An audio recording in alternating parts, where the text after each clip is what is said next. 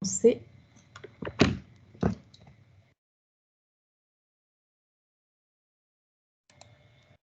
Ok.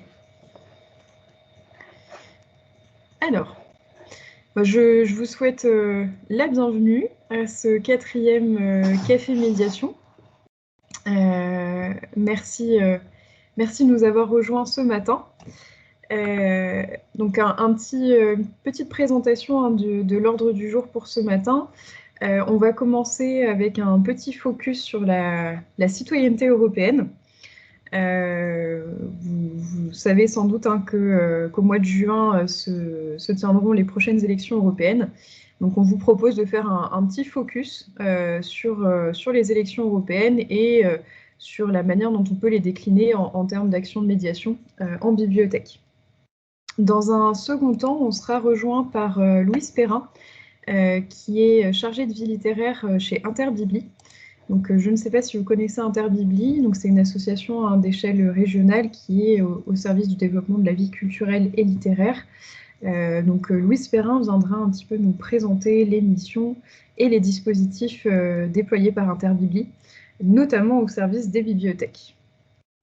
Donc, sans plus attendre, je vous propose de passer à la première thématique et on peut commencer par un petit micro-sondage.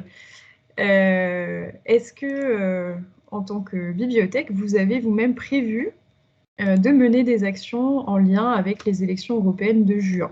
Donc, vous pouvez déposer un mot dans le chat si vous le souhaitez, ou prendre la parole si vous en avez envie.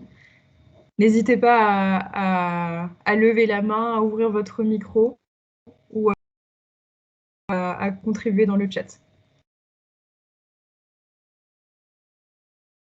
Ah, je vois qu'à la médiathèque de Cels, on se rapproche de l'écran. Est-ce que vous souhaitez prendre la parole, peut-être? Non? Ah, ok. Pas de souci.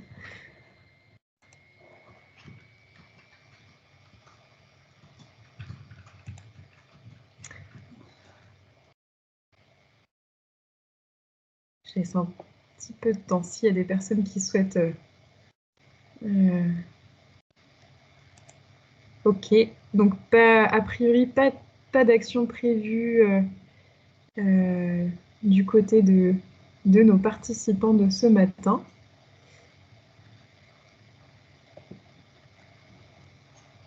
Ok. Alors, du coup, je vous propose une petite présentation un peu succincte de concrètement, voilà, citoyenneté européenne, de quoi est-ce qu'on parle? Donc, pour replacer un petit peu le contexte, les élections européennes, elles auront lieu du 6 au 9 juin 2024.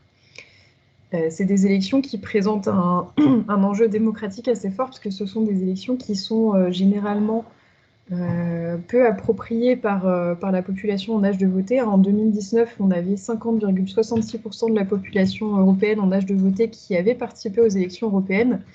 Ce qui était une augmentation par rapport à 2014, où le taux avait été très faible, de mémoire aux alentours de 40%. Donc voilà, c'est des élections qui sont un peu moins appropriées peut-être par la population en âge de voter. Et en Alsace, on a cette particularité d'être à un carrefour des dynamiques européennes et voilà, on a cette particularité d'accueillir à Strasbourg le Parlement européen.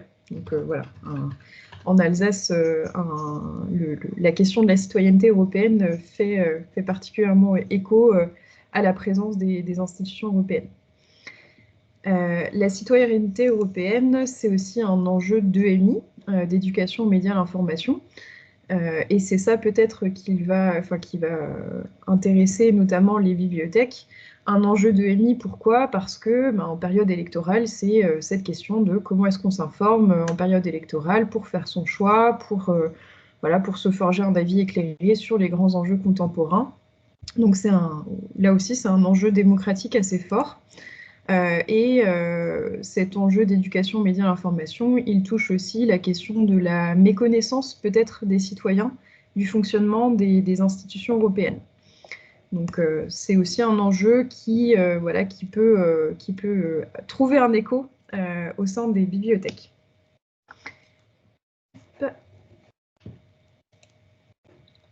Alors, en bibliothèque, justement, pourquoi est-ce qu'on vous propose ce petit sujet ce matin?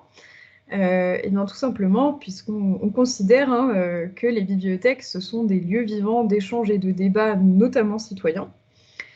Et il se trouve que les institutions européennes mettent à disposition de nombreuses ressources éducatives et pédagogiques qui permettent justement d'organiser voilà, plusieurs formats d'action de médiation ou d'animation autour de ces questions citoyennes, de ces questions d'éducation, médias, l'information, etc. Donc en bibliothèque, à partir de ces ressources, il y a la possibilité d'organiser des cafés citoyens, des ateliers débats, des ateliers ludiques avec des jeux autour de la citoyenneté européenne, des projections, etc. Donc il y a vraiment beaucoup de pistes qui sont envisageables. Et ce qu'on souhaitait vous présenter ce matin, c'est les actions que nous, Bibliothèque d'Alsace, nous allons mener en partenariat avec le Parlement européen au courant du mois de mai, justement autour de cette question de citoyenneté européenne et voilà, pour faire vivre un petit peu, pour sensibiliser les publics à l'enjeu des prochaines élections européennes. Donc je vais passer la parole à mes collègues. Je passe la parole à Stéphane Dangel pour peut-être une petite présentation des actions, des événements qui sont organisés par la Bibliothèque d'Alsace en partenariat avec le Parlement européen. Oui, bonjour. Donc, oui, exactement. Donc, nous avons décidé de faire un partenariat avec, d'une part, le Parlement européen, qui sera présent, et d'autre part, avec plusieurs associations, le Centre d'information sur les institutions européennes, le Mouvement européen et les Jeunes européens. Donc, qui seront à chaque fois présents sur les événements que nous organisons. Et les événements que nous organisons, donc, ce sont 3 événements dans 3 médiathèques différentes qui sont des sites ouverts au public, les sites ouverts au public de la Bibliothèque d'Alsace. Et donc, nous aurons un événement, je vous donne les dates et les horaires dès à présent. Donc, le 4 mai de 9h30 à 12h30, c'est un samedi à la médiathèque de la Vallée de Villers. Le 15 mai de 14h à 17h à la médiathèque de Sungo à Alkirch. Et le 29 mai de 14h à 17h à la médiathèque de Sarre-Union. À Alkirch et à Sarre-Union, ce sont des mercredis après-midi. Voilà, ce sont des événements dédiés à la démocratie européenne et à la découverte effectivement des réalités de l'Europe et des apports de l'Union européenne. Ce sont des événements qui s'adresseront à toute la famille, plutôt quand même des adolescents et des adultes, parce que l'objectif est quand même aussi d'être en connexion avec les élections européennes qui approchent.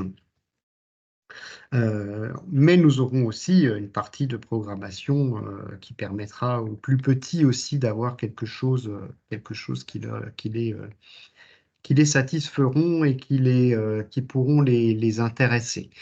Voilà. Donc, au niveau de cette programmation, je précise à chaque fois, effectivement, nous serons en nombre présent, puisqu'il y aura des médiateurs de la Bibliothèque d'Alsace, mais il y aura aussi des représentants du Parlement européen, des représentants, c'est-à-dire des gens qui travaillent au Parlement européen, il n'y aura pas d'élus, et des bénévoles des différentes associations dont j'ai parlé. Donc, ils seront quand même relativement nombreux pour animer cette opération.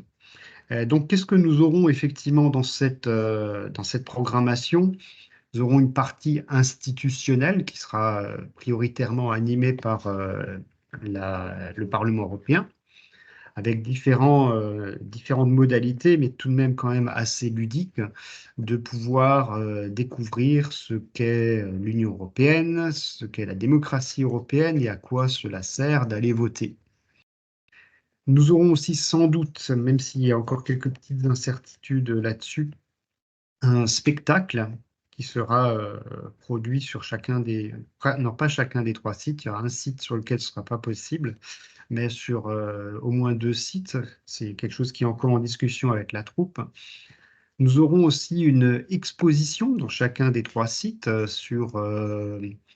une exposition du Centre d'information sur les institutions européennes qui s'appelle Belles histoires et qui est un zoom sur des réalités du quotidien qu'on estime être incontournables et qui n'auraient pas été possibles sans l'existence de l'Union européenne. Et nous aurons aussi des animations ludiques, éducatives, ludo-éducatives, si on peut appeler cela comme ça, avec différents jeux en intérieur et en extérieur. D'ailleurs, hein, on espère que le beau temps sera de la partie. On aura plusieurs types de jeux qui seront possibles aussi en extérieur. Euh, donc de découverte de l'Europe, mais là je laisserai les médiateurs en parler plus avant, puisqu'ils sont en train de travailler sur quelques jeux, réalisation de quelques jeux. Et nous aurons Bonjour. aussi des... Bonjour, et nous aurons aussi des jeux qui Alors, je seront... ne vous entends pas. Pardon. des jeux qui seront amenés aussi par les associations et qui seront utilisés et animés par eux, vraiment pour toute la famille. Hein. Ce sont des jeux qui sont assez ouverts, assez modulables aussi, hein, puisque les associations notamment sont habituées à intervenir dans des contextes assez spécifiques ou variés, et donc sont en capacité d'adapter en fonction du public le niveau du jeu quasiment en direct. Et donc, effectivement, nous avons cet aspect-là. Nous aurons un espèce de parcours de type jeu de piste, hein, selon les jeux, avec sans doute un mot mystère à deviner pour gagner des objets, des goodies. Alors, nous avons là la chance d'avoir de nombreux goodies ou de nombreux lots à pouvoir faire remporter, puisque le Parlement viendra avec ses propres goodies, ses propres objets. Les associations en ont aussi certains, et nous-mêmes à la Bibliothèque d'Alsace, eh bien, nous sommes aussi en train de préparer des objets à pouvoir faire remporter au public. Et en plus des jeux hein, qui seront adaptables à nombreux types de publics, pour les plus petits, nous avons aussi prévu des séances de lecture de contes d'Europe par nos médiateurs. Donc nous aurons aussi pas mal de choses dans ce registre-là. Voilà pour la présentation globale. Et les associations aussi viendront parfois avec des petites surprises aussi, hein. Par exemple, une des associations a créé un vrai faux journal qui décrit comment le monde dans lequel on vit serait si l'Europe n'existait pas. Donc, vraiment une espèce de dystopie de journal fictif, mais qui a l'air bien réel et qui pourra être consulté par le public sur place. Voilà. Si vous avez Merci. des questions par rapport à ce scénario, mais bon, les collègues vont aussi être un peu plus détaillés sur les aspects opérationnels et les aspects, on va dire, précis de certaines des animations qu'ils ont prévues. Merci Stéphane pour cette présentation. Je rebondis hein, sur cette question voilà, si jamais voilà, ce qui vous a été présenté, si ça vous intéresse, le Parlement européen nous a notamment transmis hein, tout un ensemble de ressources, voilà, de supports de communication et voilà, de flyers qui peuvent aussi vous aider peut-être à envisager des pistes d'action de médiation, des animations, ou peut-être que vous pouvez même directement communiquer à vos publics.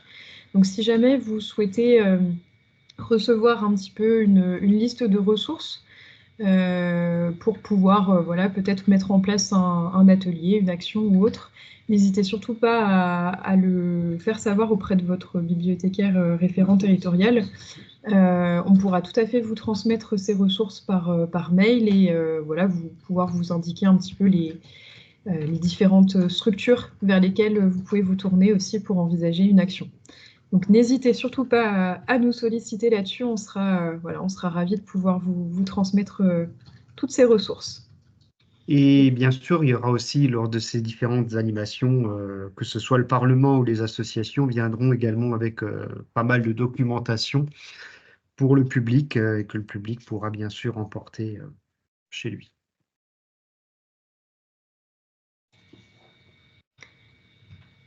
Est-ce qu'il y avait des questions, peut-être des demandes de précision, des remarques, des idées, des partages? Je laisse quelques secondes si certains participants ou participantes souhaitent intervenir.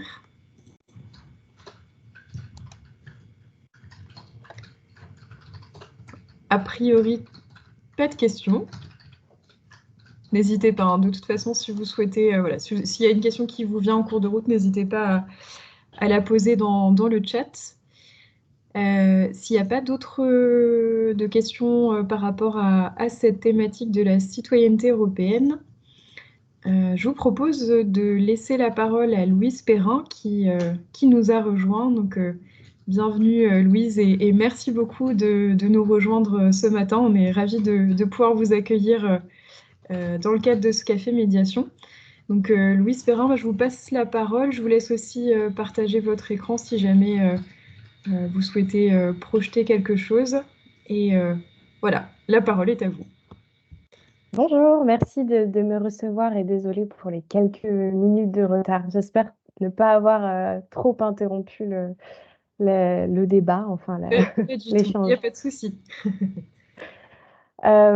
Oui, donc Romance m'a invitée parce que je fais partie de l'équipe d'Interbibli que je vais vous présenter là brièvement avec une petite présentation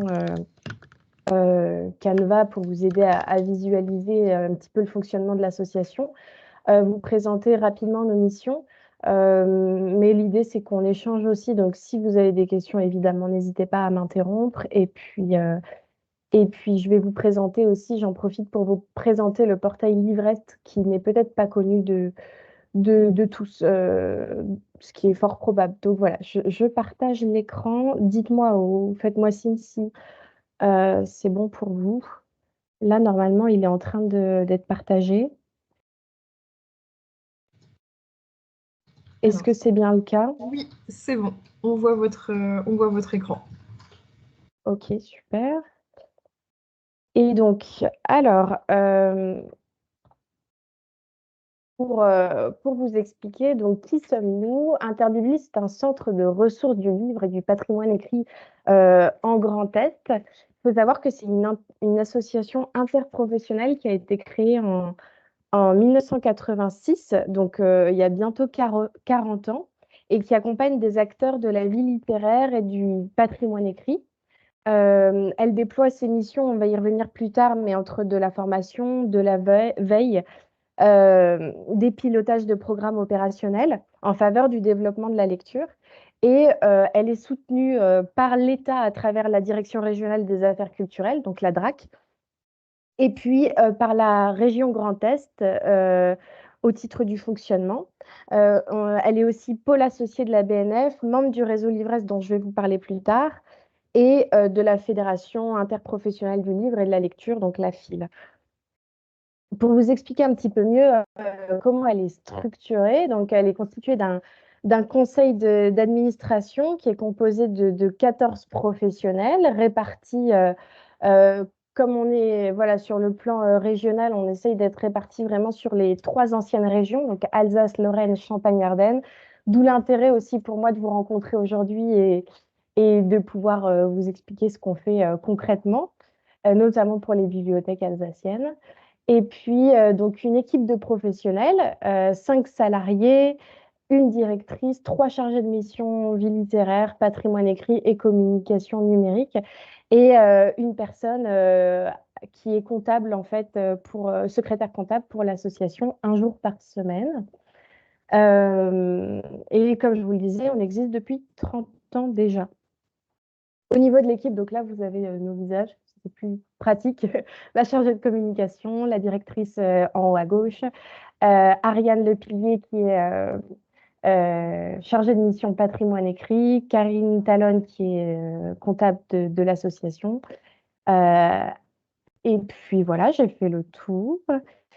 Au niveau des adhérents à Interbibli, en 2023 et par département, ça peut vous donner une petite idée, je ne vais pas rentrer dans les détails, mais parmi ces adhérents, Interbibli, elle compte à la fois des acteurs de la vie littéraire et du patrimoine écrit, donc des bibliothèques municipales et universitaires, des services d'archives municipaux et départementaux, des centres de documentation, des associations aussi, comme des organisateurs de manifestations littéraires et évidemment pas mal d'artistes auteurs.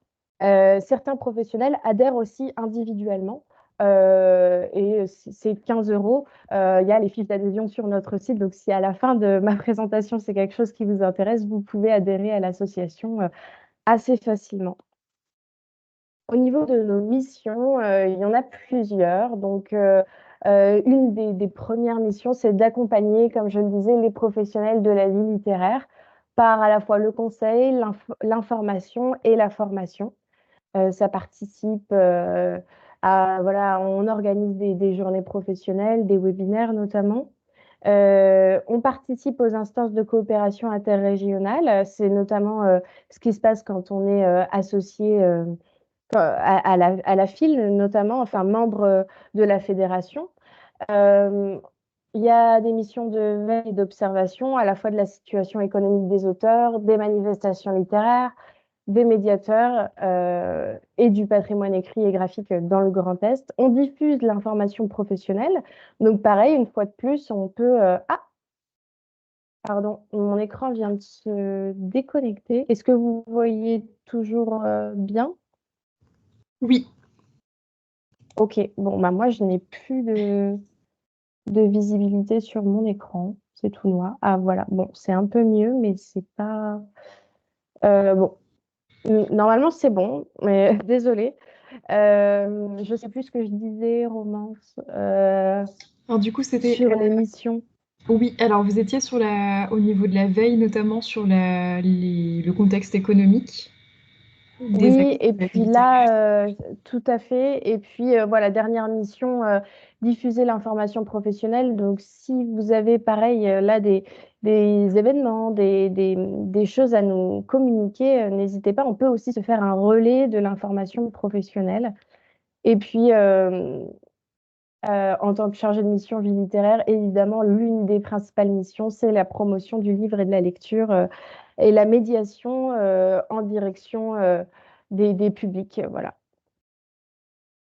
Justement, pour parler de la vie littéraire, donc il y a plusieurs actions qu'on mène au quotidien et tout au long de l'année. Tout d'abord, le festival littéraire itinérant au fil des ailes, qui est un festival itinéraire qui a lieu sur tout le Grand Est.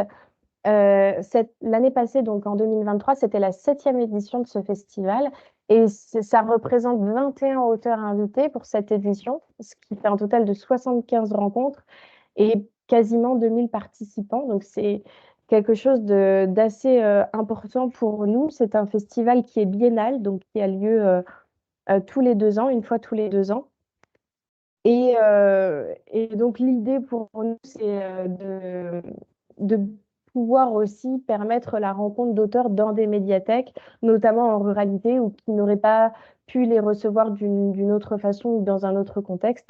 Là, on demande une participation aux bibliothèques, mais qui est bien moindre. Alors, je ne l'ai plus en tête, ça doit être de l'ordre de 150 € environ pour une participation. Et nous, ça nous permet derrière de pouvoir à la fois prendre en charge toute la rémunération de l'auteur. Enfin, nous prenons en charge toute la rémunération de l'auteur et on vous demande une petite participation. Et derrière, on prend en charge les déplacements, les hôtels, la rémunération des animateurs de la rencontre aussi. Donc voilà, festival itinérant au fil des ailes. Si vous souhaitez vous inscrire, ce sera en 2025, la prochaine édition, donc pas tout de suite, tout de suite. Une des deuxièmes actions qu'on mène, et cette fois-ci qui est opérationnelle, c'est Auteurs en lycée, qui a lieu en ce moment même, au moment où je vous parle, au printemps donc, et chaque année. Cette année, c'était la 11e année qu'Interbibli s'en chargeait en tant qu'opérateur. Et donc pour cette année, c'est 44 rencontres et 8 auteurs et autrices invités. Pareil, une fois de plus, sur tout le Grand Est. Ça vous intéresse peut-être un petit peu moins, entre guillemets, parce que les rencontres ont lieu dans des lycées la plupart du temps et pas en médiathèque. Mais c'est intéressant de savoir qu'il y a notamment des établissements scolaires de la région, enfin de l'Alsace qui participent au dispositif. Je pense à Célestat, notamment avec le lycée alors Coeblé, je ne sais, je suis plus sûre de la prononciation. Euh, voilà. Et donc ensuite, Jeunes en librairie, pareil, je vais passer assez rapidement dessus parce que ça concerne, comme son nom l'indique, principalement des librairies et des établissements scolaires. Mais vous devez connaître, il y a pas mal de rencontres qui ont lieu justement en Alsace. Donc là, l'idée, c'est 3 rencontres entre un libraire et une classe pour que les jeunes puissent appréhender un peu mieux le milieu de la chaîne du livre et rendre compte de tous les différents maillons qui peuvent exister entre la création d'un livre et puis sa publication et sa présence en librairie, jusqu'à sa lecture dans les mains d'un lecteur. Euh, et nous, on intervient sur le volet rencontre avec un auteur. Donc, dans le cadre de Jeunes en librairie, c'est possible de rencontrer un auteur.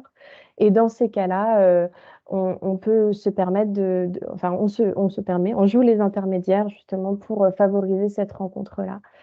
Euh, et puis, je vais traiter surtout de la Fabrique du livre jeunesse, qui est un dispositif qui a lieu chaque année depuis 5 ans. Là, cet été, ça sera la 5e édition.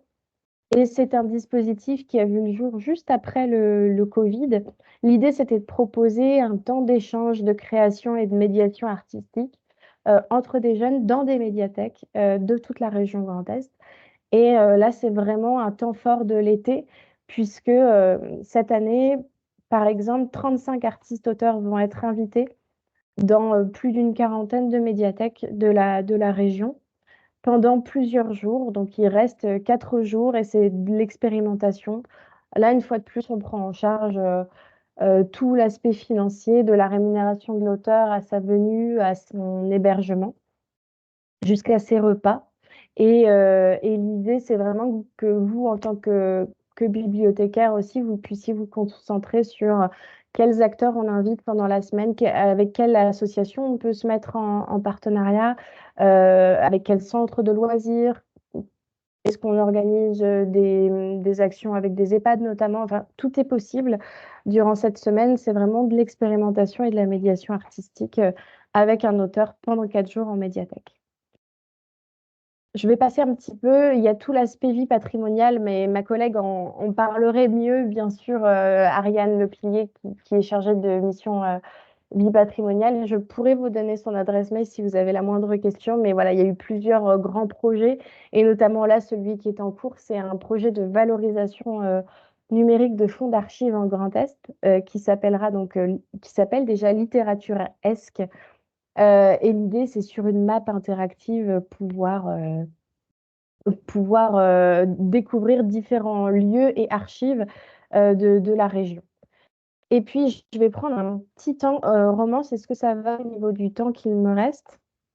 Oui, c'est parfait. Tout à fait. Ok, super. N'hésitez pas à me dire, hein, voilà. Pour vous présenter en fait un outil interprofessionnel qui s'appelle livrest.fr. Donc pour vous expliquer, nous, notre association Interbibli, elle s'ancre dans un réseau qui s'appelle le réseau Livrest, et on est sous convention avec 2 autres structures.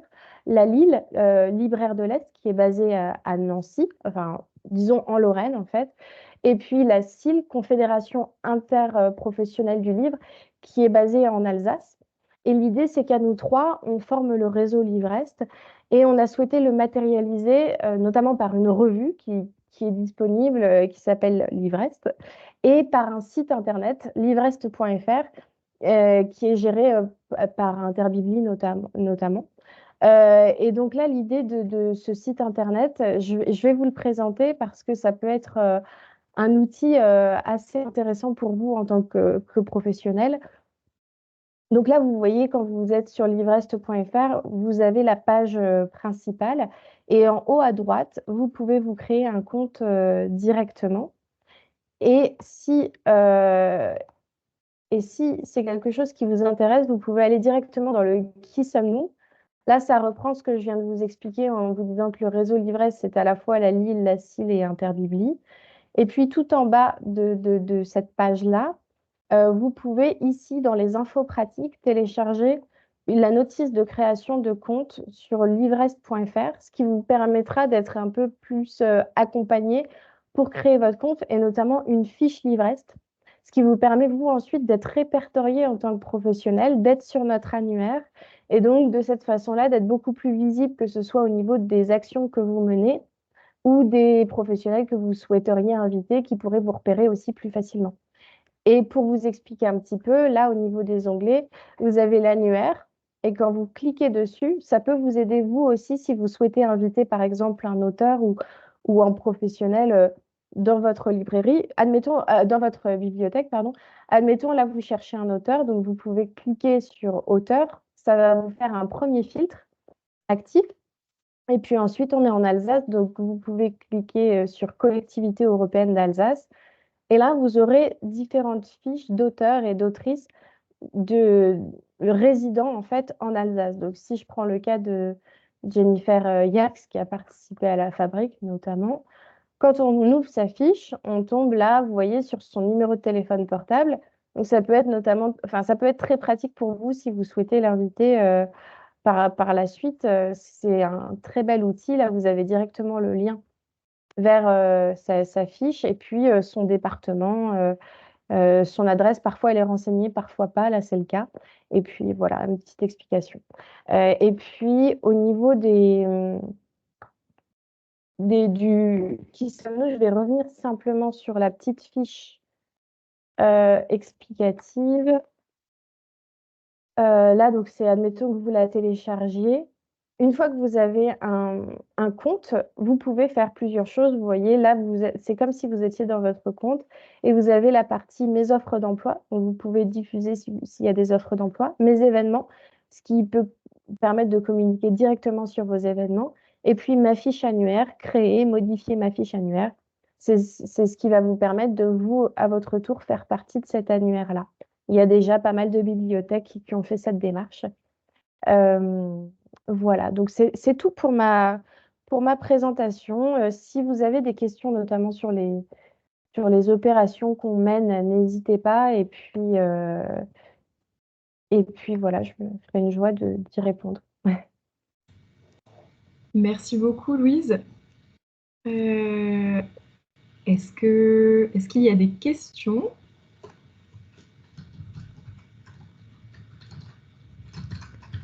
Ou est-ce que tout était très très clair? En tout cas, pour moi, tout était très très clair. Moi, j'avais juste peut-être une question complémentaire, mais je vais laisser d'abord la parole aux participants, participantes qui auraient éventuellement des questions. Je suis passée un peu vite sur les projets opérationnels. Bien sûr, je pourrais partager le PowerPoint, aucun problème. Je suis passée un peu vite sur les projets opérationnels parce que vous avez pu constater qu'on en a beaucoup. Et ça aurait été un peu long de rentrer dans les détails à chaque fois, mais je pourrais comprendre qu'il y a besoin de précision. Donc, même si vous souhaitez revenir après vers moi par mail, aucun problème. Ah, et je me rends compte en vous parlant que j'ai quand même pas mentionné quelque chose d'important. Dans le cadre d'auteurs en lycée, on va réaliser cette année, en 2024, autour de novembre 2024, une opération spéciale pour Strasbourg, capitale mondiale du livre, qui s'appellera Auteurs en lycée, lire notre monde, et où en fait 4 parrains et marraines de Strasbourg, capitale mondiale du livre, vont intervenir dans 8 établissements scolaires, enfin lycées, de Strasbourg et de l'Eurométropole de Strasbourg. 8, c'est assez peu. C'est vraiment notre façon à nous de participer à Strasbourg, capitale mondiale du livre. Et c'est pour ça, on n'a pas fait d'appel à candidature, on a vraiment présélectionné en amont les établissements. Mais on communiquera dessus et c'est aussi possible de travailler en partenariat avec les établissements qui recevront un auteur. Si par exemple la rencontre peut avoir lieu, je ne sais pas, exceptionnellement dans une médiathèque ou si vous souhaitez vous y rendre, on peut y réfléchir ensemble aussi. Merci beaucoup. J'avais peut-être une question sur les rencontres professionnelles que vous organisez.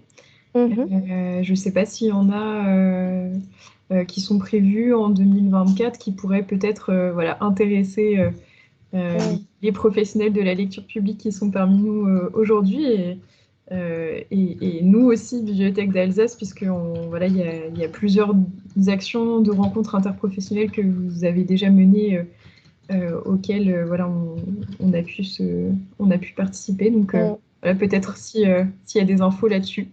Oui, oui, oui, c'est bien, ça me permet de revenir sur ce dont j'ai oublié de parler. Au niveau de la prochaine journée professionnelle, là, à venir, vous pouvez déjà noter, ça sera le 24 septembre. Et c'est plutôt avantageux parce que ça a lieu à Strasbourg. Alors, je sais que l'Alsace est grande, mais Strasbourg, ça peut être quand même un point central. Et ça aura lieu à l'Aubette, place Kléber. Et donc l'idée, pour l'instant, on n'a pas exactement encore l'ordre du jour et les horaires plus précis, mais on communiquera dessus, notamment via la newsletter. Mais l'idée, c'est une journée en fait qui est notamment co-organisée avec les bibliothèques idéales. Et on profite de cette journée pour rassembler, en fait, faire en une journée 3 événements qui auraient dû avoir lieu à des moments différents, à la fois une journée livresse, donc ça vous permettrait de mieux connaître le réseau et les différents intervenants. À la fois les régionales des manifestations littéraires, puisque nous, on a tendance chaque année à organiser une journée qui s'appelle Régionale des manifestations littéraires, et puis aussi les régionales des éditeurs. Donc là, ça nous permet d'avoir à la fois des éditeurs, des professionnels des manifestations littéraires, des professionnels du monde du livre en règle générale, dans une journée dédiée au droit culturel. En fait, ce sera la thématique de cette journée-là. Et puis, par contre, là, au niveau des webinaires, cette fois-ci plus prochainement, on organise en partenariat avec la région Grand Est un webinaire le 4 juillet prochain de 9h à 12h, donc en visioconférence. Et la thématique, c'est vers des manifestations littéraires plus vertueuses. Ça, c'est un webinaire qui a lieu dans un cadre d'organisation justement avec les différentes SRL de la région, structure régionale du livre, qui vise à sensibiliser les différents acteurs du livre aux thématiques écologiques.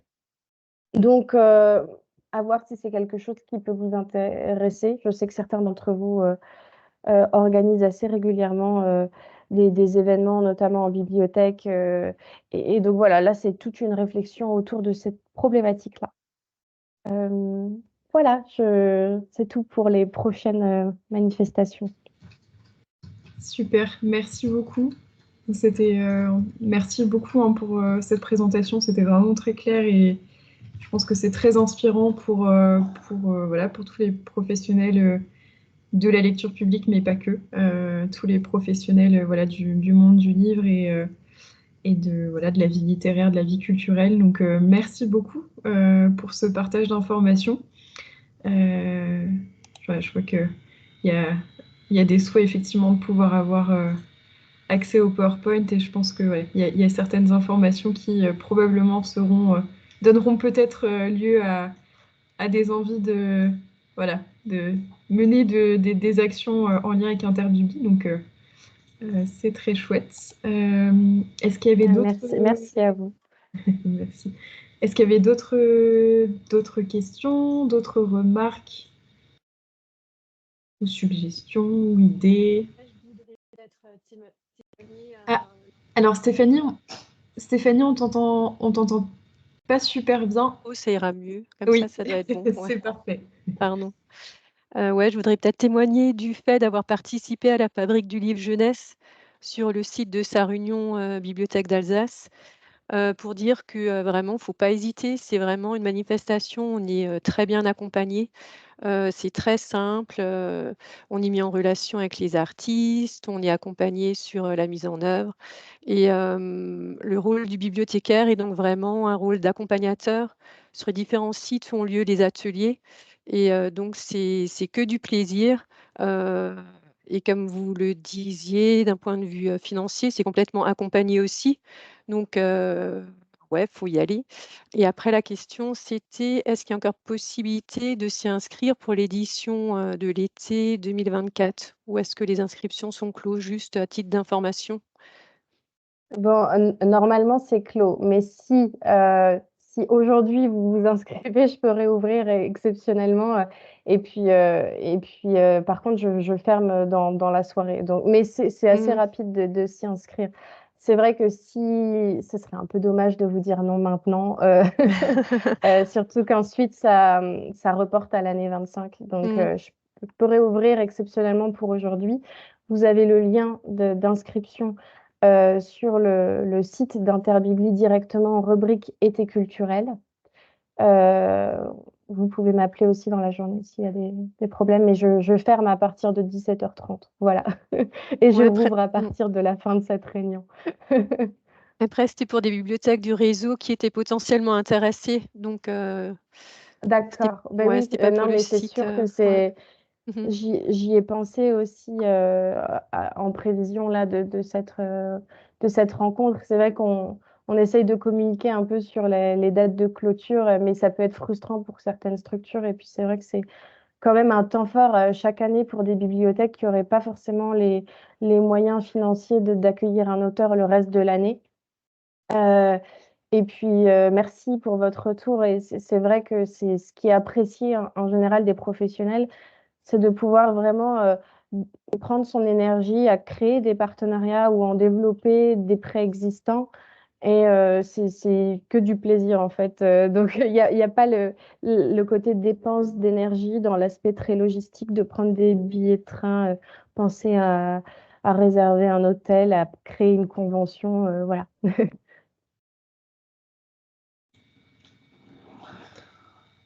Merci beaucoup. Je pense que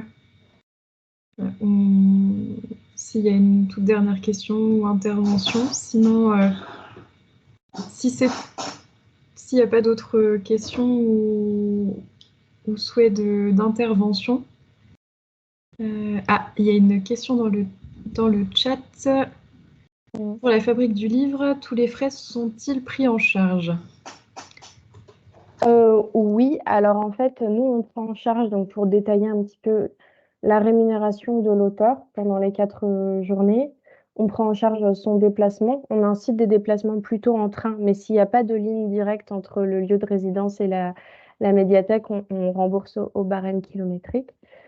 Les repas, comme je le disais. Après, si vous souhaitez, par exemple, prendre en charge un repas ou organiser, je sais que ça se fait parfois, un repas de fin ou d'accueil à la médiathèque, par exemple, c'est possible. Il faut simplement nous le signaler pour qu'on le déduise du forfait repas qu'on donne à l'auteur en début de fabrique. Et la seule chose qui pourrait être à anticiper, c'est que nous, on a un budget matériel, donc aussi puisque c'est de l'expérimentation artistique, on a un partenariat avec le Géant des Beaux-Arts, ce qui nous permet d'acheter du matériel aussi pour la fabrique. En général, on est à hauteur ça peut aller jusqu'à. En fait, c'est très dépendant de la capacité financière aussi des médiathèques et des bibliothèques. Certaines peuvent se permettre d'aller jusqu'à payer 100 € de matériel, d'autres n'ont aucun budget. Et dans ce cas-là, on prend tout en charge. Mais c'est un dialogue en amont.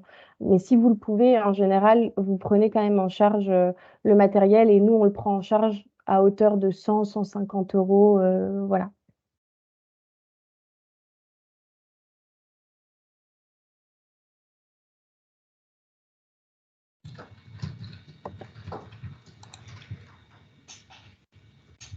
Merci beaucoup. Je vous propose du coup peut-être qu'on puisse s'arrêter là si voilà, si toutes les questions ont été épuisées. Donc, merci encore infiniment, Louise, pour votre présentation. Voilà, je pense que ça a suscité l'intérêt des participants et des participantes ce matin. Alors, avant de clôturer ce café médiation, je vais repartager mon écran. Hop.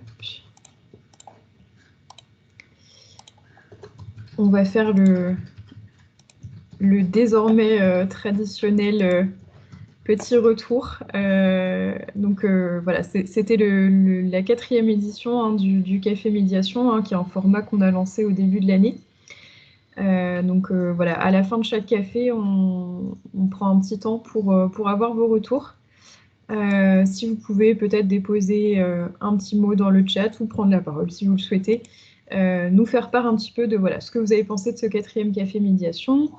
Est-ce que ça vous a intéressé, et n'hésitez pas surtout à nous faire part de vos suggestions pour des sujets qu'on serait à même de pouvoir aborder lors de futurs cafés. N'hésitez surtout pas à nous faire part de vos propositions. Donc je laisse peut-être un petit temps pour les participantes dans le chat si vous souhaitez partager un avis, un retour. Et sinon, on peut aussi avoir nos médiateurs qui pourraient parler des animations sur lesquelles ils travaillent pour les événements européens. C'est une possibilité parce qu'ils ont réfléchi déjà pas mal là-dessus. Alors du coup, on fait un petit retour en arrière sur l'ordre du jour.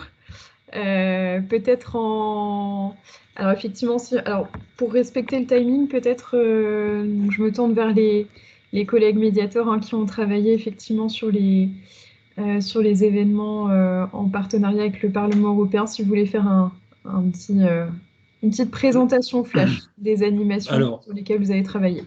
Présentation flash. Donc moi, ça va être plutôt le volet ludique et des jeux auxquels on a réfléchi. Il y avait un jeu qui s'apparente au Time's Up. Donc il s'agit de faire deviner des thèmes autour de l'Europe en un temps donné, avec déclinables selon la tranche d'âge. Pour les maternelles, par exemple, on pourrait faire deviner des animaux d'Europe. Pour les primaires, on serait plus autour des contes.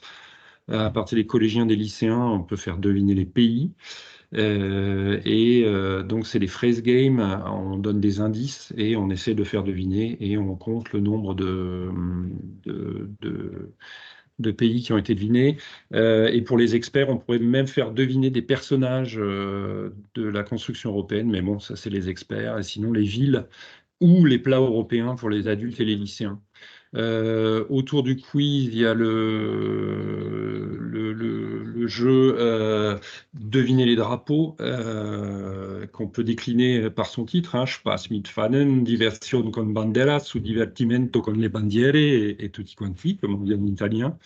Donc moi j'ai une collection de drapeaux ici, et sinon on peut aussi les faire deviner sur la base de plans, de cartes, et de placer les drapeaux des pays au bon endroit.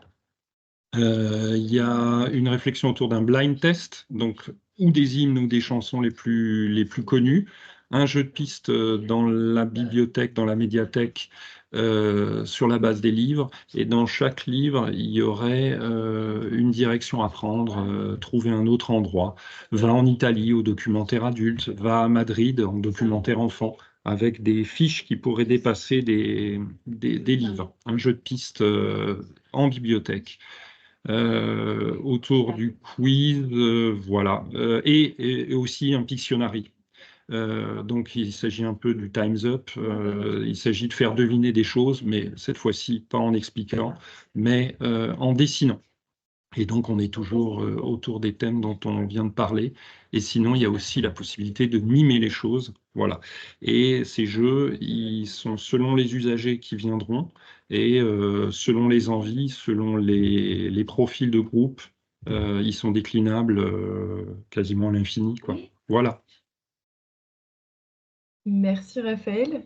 Zoé, Du coup, peut-être? je prends la suite pour une autre petite présentation flash. Du coup, moi, c'est plus du côté du numérique.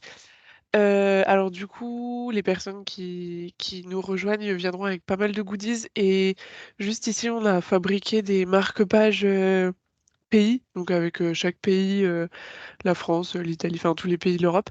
Et les personnes pourront repartir avec ces marque-pages. Avec l'imprimante 3D, on a aussi créé un puzzle Europe. Voilà, assez ludique, assez facile donc à recréer sur place. Et du coup, pour rejoindre Raphaël, on est en train de faire un plateau de jeu avec la découpeuse vinyle sur en fait l'Europe qui sera représentée et où du coup il faudra juste venir placer les drapeaux de chaque pays sur le pays. Et ensuite, il y aura sur place une animation avec la découpeuse vinyle. Donc voilà, donc la création de petits stickers en vinyle sur place. Voilà. Moi, je Super. vais parler du volet conte pour finir. Donc j'ai choisi cette histoire-là qui s'appelle Il faudra de Thierry Lenain, et donc qui est un titre sous format Kamishibai qui est pour tout public à partir de 4 ans et qui nous parle de société, d'écologie et d'éducation citoyenne.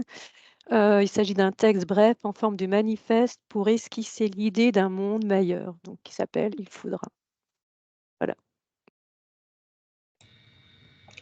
Merci beaucoup.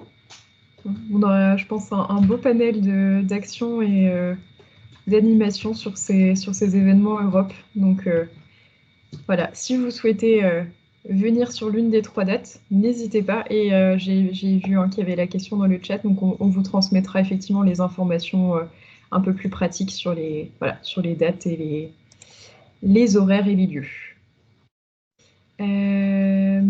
Super, merci. Alors je suis en train de lire les retours dans le chat. Donc Armel Beaune, premier café médiation pour ma part, et je trouve intéressant de nous présenter des acteurs locaux auxquels on ne pense pas forcément. Merci pour ce retour. Effectivement, l'objectif de pouvoir inviter Interbibli ce matin, c'était justement de pouvoir mieux faire connaître les structures qui peuvent aussi proposer des choses qui intéressent au premier plan les bibliothèques. Donc je me réjouis que cette démarche porte ses fruits. Et médiathèque de Seltz, premier café médiation également, très intéressant en termes de contenu pour rejoindre des manifestations et l'échange des idées. Super, merci beaucoup pour ces retours positifs. N'hésitez pas encore une fois, si vous avez des suggestions de thématiques pour le prochain café, vous pouvez tout à fait les faire remonter auprès de votre bibliothécaire référent territorial et on en prendra compte. S'il n'y a pas d'autres remarques ou interventions, je vous propose qu'on clôture ce café médiation. Donc merci encore à toutes les personnes présentes ce matin. Merci beaucoup à Stéphane, au médiateur, pour la présentation des différentes actions d'animation et de médiation sur ces journées Europe. Merci beaucoup à Louise Perrin pour la présentation des activités et dispositifs d'Interbibli. Et on espère vous revoir prochainement lors du prochain café médiation qui aura lieu, si ma mémoire est bonne, le 16 mai. Donc voilà, vous avez la date du prochain rendez-vous. Donc on espère vous retrouver à la prochaine édition du café. Merci beaucoup et bonne journée à tous et toutes. Merci à vous. Merci. Merci, journée. bonne journée. Au revoir. Bonne journée, revoir. merci. Au revoir. Au revoir, Au revoir. bonne journée. Au revoir.